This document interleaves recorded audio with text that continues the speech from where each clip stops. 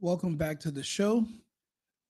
This came across my desk the other day, and I've been watching people like the Tim Pool cast and some of those PBV guys, and I do respect Patrick Bet David, but I've been noticing people who have been mocking Candace Owens for speaking about the fact that her life's being threatened. What I don't appreciate is that these are the same people who have been saying that they've been getting swatted and they have to have increased security because of death threats. But if you're getting death threats and you're not even half as popular or influential as Candace Owens, why would you mock her for receiving the same types of death threats on her life? Why would it all of a sudden be so funny and you wouldn't want to take it seriously? That's my problem. This video scares the hell out of me. Not necessarily because of what they say about what they want to do to Candace, because, well, this is America.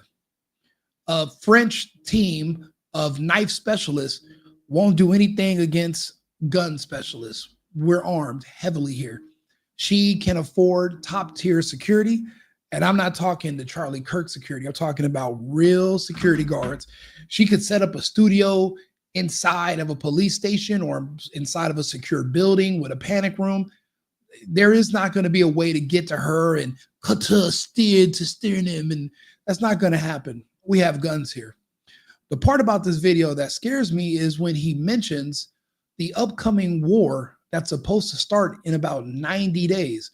And that war is going to take up so much media attention that he said that by that time, Candace would be irrelevant.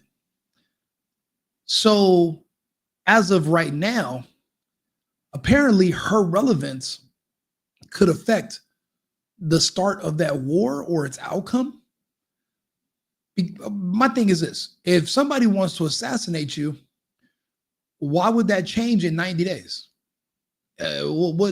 So you're telling me that the reason you want her assassinated today is because she's relevant, but in 90 days, if the war starts because she doesn't do any more videos and she goes away, then it won't start, or it will?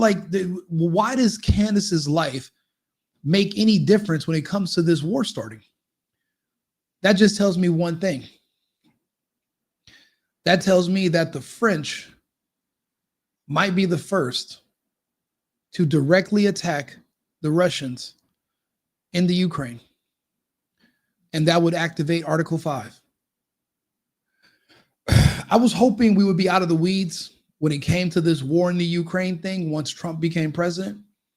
And now that Trump has pretty much shut that all down, we're not giving them any more money. The Ukrainians aren't listening. I thought it was going to be over. And I've noticed the media blackout. You don't hear anything about Zelensky anymore, but the war is still going on. We've lost so much equipment. The French have already lost, I don't know how many men, hundreds. It could be over 1,000 soldiers, French mercenaries, French Foreign Legion. They've been sending these men to the Ukraine. So has Sweden, so has the UK, so has all these other NATO countries. They've been sending their soldiers. The Ukrainians ran out of warm bodies to throw on the front under the age of 60 2 years ago. So who's been keeping up the fight? And it's been mercenaries and NATO troops. They just put on Ukrainian uniforms. My fear is that if Article 5 is activated, they could drag us into this war, a war that we have no chance of winning. They're saying that Candace will be irrelevant if she just doesn't say anything for the next 90 days. Candace has been influential when it comes to talking to French citizens, because there have also been French citizens who have been jailed for uncovering the whole Macron's husband was born a man and has only been living as a woman since, I don't know, 30 years. But he was born a man and, had was probably fully intact. It seems as if Candace talking about that subject, it's bringing up distrust amongst the French people. I would say it's kind of in half. Half people believe she's a man, half doesn't. But what that means is that the people will not trust their leadership. Think about it. How would you feel here in the United States if tomorrow there was breaking news, and Michelle Obama announced that she was actually born a man. She's transitioned. She's, been living as a woman for so many years, and she wants to be accepted and be open, and she wants to encourage other young kids like Dwayne Wade's son. She wants to encourage them to do the same. So she's coming out. She's becoming. Remember the title of her book? How would you feel about Barack Obama and every decision he ever made as president if you knew that he helped lie to your country for so many years?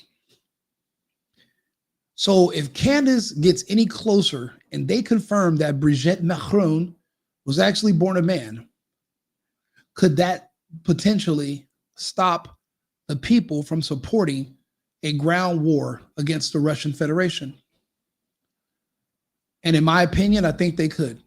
So let's do a breakdown of this video.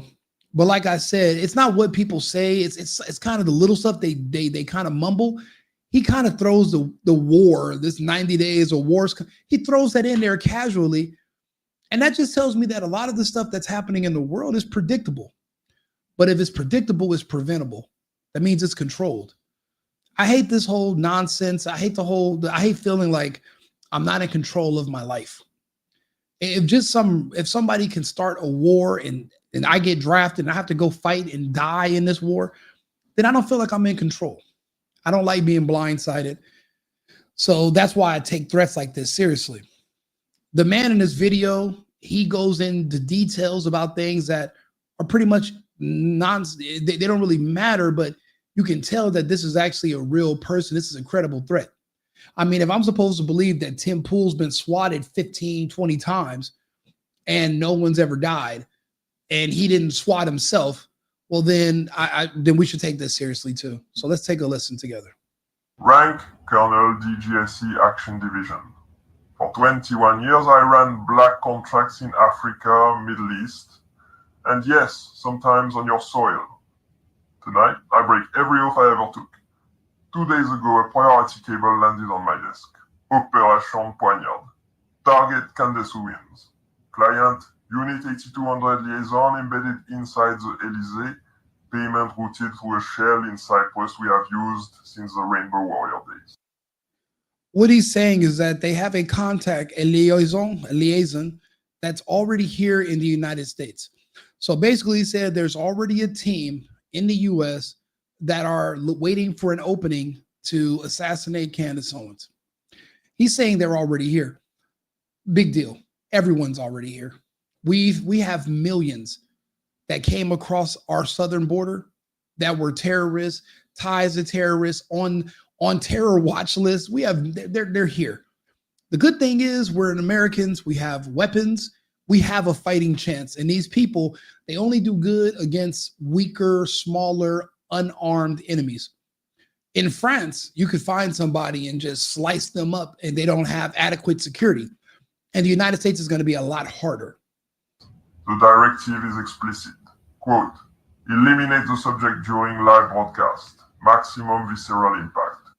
Now, that's going to be problematic because, again, depending on where her location is and how much security she has, you're looking at a shootout that could last for an hour, depending on how good her security is. By then, we'll have local PD and backup will be here. So the odds of you getting into her studio and using a knife team and slicing her, those are fantasies of hitmen that are in Iraq back in '93. Remember when they were looking for Saddam and they were checking all over the place and they were torturing people to try to find them? Yeah, you could get away with it then. They're heavily unarmed people. They're not trained. We are Americans. It's not as easy to get to us, especially if we have a heads up that you're coming.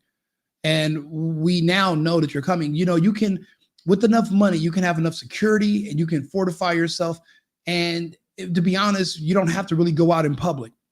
That's where Charlie Kirk went wrong, but that's where Tucker and Candace are doing, and Tim Pool obviously are doing it right. Tim has a fortress out in the middle of nowhere that everybody complains about having to get to. They don't leave the compound very much. Everything is pretty much in-house. And I mean, they don't have to leave because it's dangerous outside. and you don't know if there's somebody waiting for you.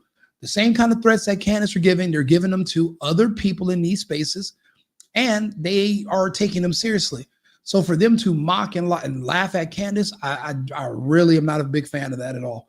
But what he's talking about is not going to be as simple as just getting a hit team to go take her out. She's not filming from some little apartment and she's just some small unarmed girl. She literally has top tier security now. She has a team, and I'm sure her studio is going to be relocated somewhere that is secure. The blade must be visible. The audience must feel the cut. They want her open from sternum to pelvis while the red light is on. They want the chat scrolling, no, no, no, as her intestines hit the desk. See, again, the reason this bothers me is because verbatim, this is the strategy they use for Charlie. They did this in front of not just thousands of people in the crowd, but millions of people that had to watch it online and at home. And it did have an effect on us, but it's not a deterring effect. It actually inspired more of us to come forward. You're going to have to kill us all. That's the sentiment. That's something that's American, that's in us. You know, when we use phrases like these colors don't run. You're not going to scare us into submission. They tried that. It doesn't work. The British tried it. Everyone's tried it. It's not going to work. But they did make an example out of Charlie, and they want to do the same thing with Candace. But again, this is America. We have security. It's not going to be as easy as, unless you're going to just parachute down like Mission Impossible, Tom Cruise, suspended from a line above a desk, and you got a drop of sweat hits the floor, then Candace's security runs in. Anything less than that, you're not going to be able to get to her. But that does not mean that this is not a credible threat. Now, you know, if they were saying we're going to plant a bomb on whatever vehicle she's in, okay, you might not see that coming. You might order a random Uber and you don't know. They could be tracking it, whatever. But to say you're going to on live while the camera's running, don't forget she has a staff in there recording. This is a studio. There's people. It's not like she's just by herself somewhere and you're going to just be able to just have your way with her. However, again, this is still a credible threat because there is a threat being made on a woman. That trauma is the secondary payload. Primary payload is you, the viewers. Break the Americans who still speak against Israel. Make the rest too afraid to open their mouths. And frame it as a jihadi attack to push their geopolitical agenda. Their usual modus operandi. Now, the part where this kind of seems a little suspicious is that they specifically say Israel. It is known that the Israelis said that there needs to be another false flag Islamic attack, kind of like 9/11, to keep the focus on them being the enemy. And that way your guards are down when it comes to Israelis. That's a known fact that's been going around. So he is kind of like, in a way, he's mentioning that. And in a way that kind of does show that this could be something that is a little bit less credible because of something like that. I'm not sure if he realized that's what he's doing. But to say this is for people who speak out against Israel, we've all already figured that out.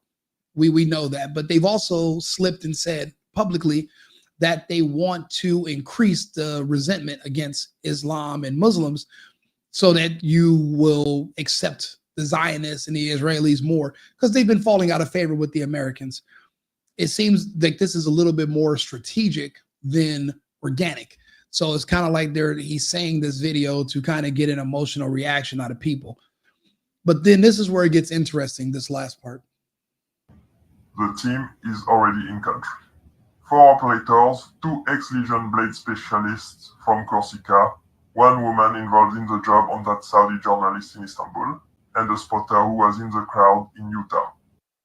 For those who don't know, there was an assassination in Istanbul that they said was assassins from, I believe, French Foreign Legion. He also said there was a spotter in the crowd in Provo, Utah, when Charlie Kirk was killed, meaning that there was someone who was there working with another team. He was a spotter. He was a part of a group that was there for that. In that situation, then that means, again, Tyler Robinson had nothing to do with it. That's just a cover. And I believe every day more and more people are realizing that Tyler Robinson had nothing to do with it. And whoever his furry roommate was probably doesn't even exist. They're saying that guy's been missing for 2 months, yet there's no missing person report, no APV, no APB, all points bulletin. There's nothing going out looking for his gay furry lover roommate. So it seems like that whole story is just fake. But if there was a spotter in the crowd, then everyone knows a spotter works with an assassin. However, we know that there wasn't a gunshot from a rooftop, and nobody seen him. No drones picked it up.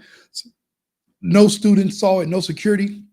Remember in Butler, the guy that was laying on the roof, it was people in the audience that were like pointing to the FBI like, hey, there's a guy on the roof pointing something at the president. So you mean to tell me here in Utah at this school, no one walking around the campus saw somebody getting in position into a perch on a rooftop? It didn't happen. And I'll be honest with you, from all 100%, when we watched that video in slow motion, the shot came up and it clipped him on the side. This wasn't the egg. It's like something shot up and clipped him. Now they said there was a door underneath the stage where they were set up. Like there was somebody who could have been underneath and they would have went down through those tunnels. 2 days later, they paved over the whole area, redesigned it, a crime scene, an active crime scene. But I watched the video in slow mo. You know, for all we know, again, it was that they were miking him up. They told him this was a microphone that goes under your shirt, but really it was an air actuated pellet device. And it was probably supposed to go here, but instead it moved when he was moving around talking, and it still clipped him, and it almost missed him. Because again, I seen when it hit here, then the blood came out. It was terrible, but it wasn't a direct shot from somewhere else or from the back. And that's, we saw his shirt lift up. Somebody shooting from over here isn't going to cause a wind gust from your shirt to go up. That's ridiculous. We all know what we saw that day, period. So we can get past that. But if there was another team and Charlie's crew was basically told to focus on other things and just to kind of stay out of their way and to make sure they get the camera footage and secure that area, well, that makes more sense. So, and then also he said the two Blaze specialists are from COSIC. They didn't have to add that in there. No one asked. That's kind of information you kind of just mentioned because you know. But if this was something that's like a threatening video, I mean, that's just like a little bit of extra detail that I look for when I'm listening to people tell me stories. So I thought that was a little strange. They have our studio floor plan. They have the shift change of our security. Two of our own circle accepted crypto for information 2 weeks ago. When she canceled this week's shows, the orders updated immediately. He's also saying that two people in her immediate circle have been paid to, I guess, tell her whereabouts and to give them information. They've been paid with cryptocurrency. Again, this is very detailed, but we just don't know how much of it is true. We don't really even know we don't know who her crew is. She's mentioned their names. We've never seen them on camera. We don't know these people personally, but I won't say that it's not true. We can't say that. Mobile killbox. Wherever she surfaces next, whether it's an emergency stream, even a goddamn parking lot live stream, they are planning to be there. I sent her the precaution through a cutout she trusts. Burner rules, no GPS devices, no routines. But she is stubborn. She thinks exposure protects her. It does not. It is the bait. If she goes live again without changing her voice print, without hard encryption, without ditching every person who has been within 10 meters of her in the last month, she is as good as dead. They will let her speak for 5 minutes, long enough for the bot to boost the clip, then the feed will show exactly what they want the world to see. I am recording this because when they find me, I want there to be a record. So he's saying when they find me, I want there to be a record. but he went through lengths to disguise his identity. To be honest with you, this could be a she. They're using a voice changer and a silhouette.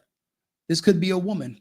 So who would find you? Now, if this is all privy information and they told three different scenarios to three different people, depending on what details this person gives away, they would, whoever's in control of this assassination, they could narrow down who got this particular narrative and they'll know who their leak is.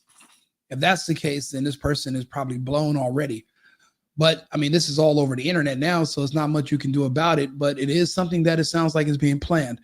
However, this next part is the part this video is mainly about. Not rogue.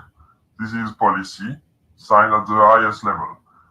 Tell her, do not trust any American agency that offers protective custody.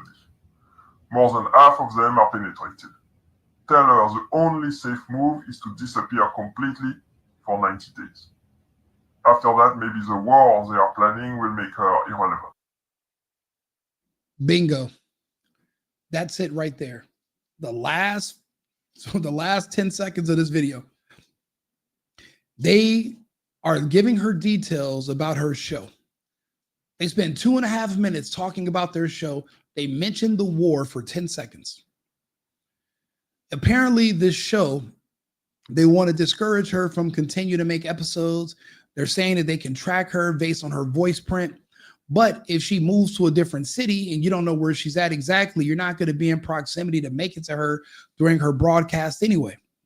And again, we have guns. You have guns. So it's a standoff. It's a standoff.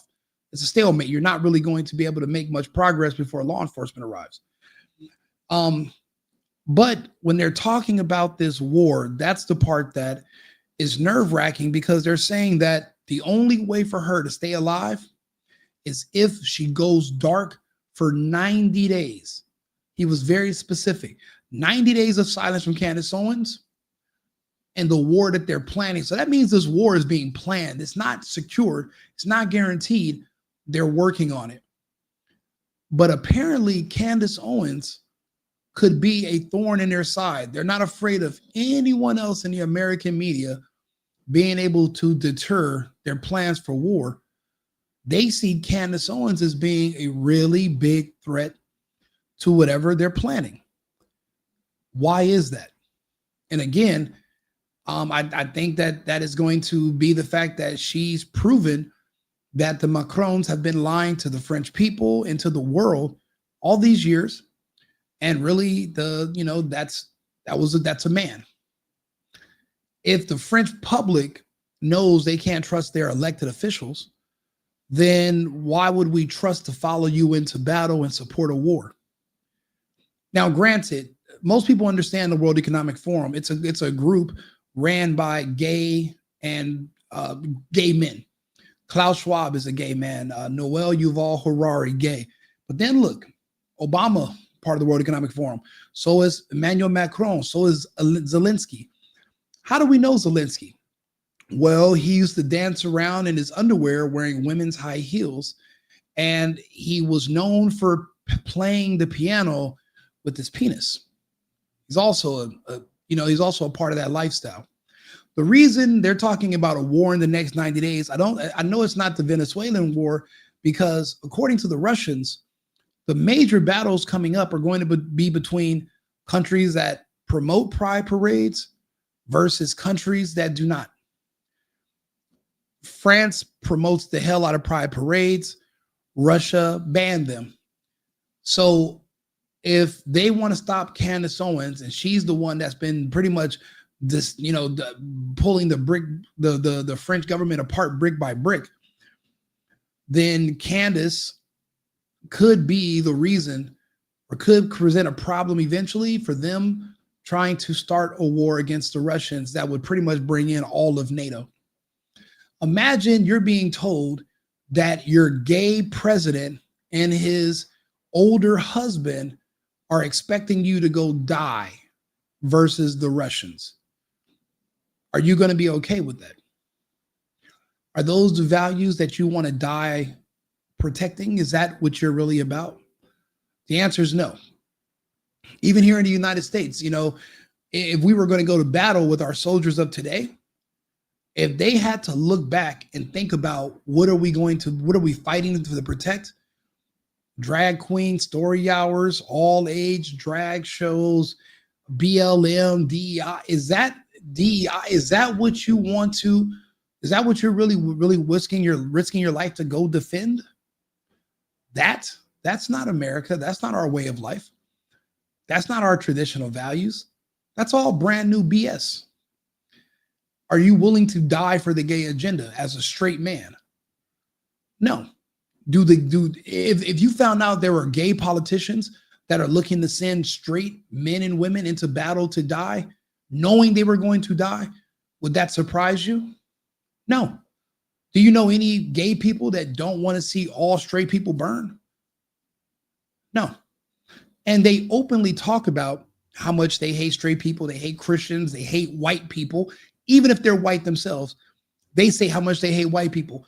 If you find out those are the people that are in charge of your government and they're willing to send you to war, are you going to go?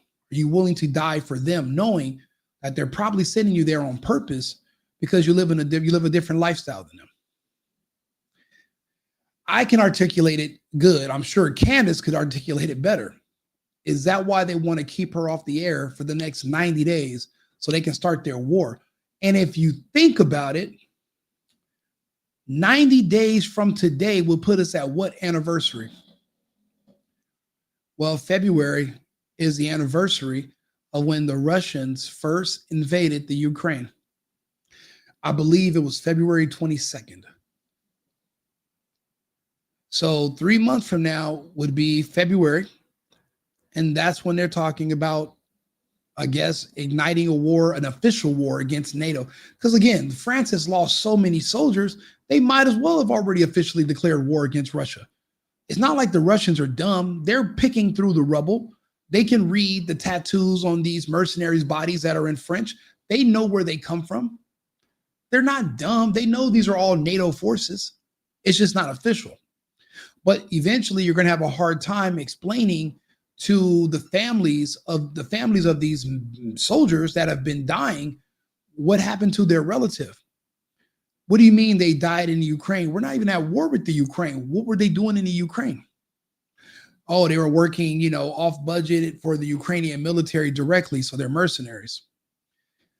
How do you explain why all these French soldiers, it could be thousands of them, have already died in the Ukraine? You're going to have to, you might as well just try to make it official and blame it on, well, we all went to war. Because right now it seems like France, the UK, Sweden and Germany have sent soldiers and they've all been liquidated. They got wiped. But it's not like something that's being talked about on the news in these countries. So how do you let the public know that you guys have already been fighting over there and there's already a war going on?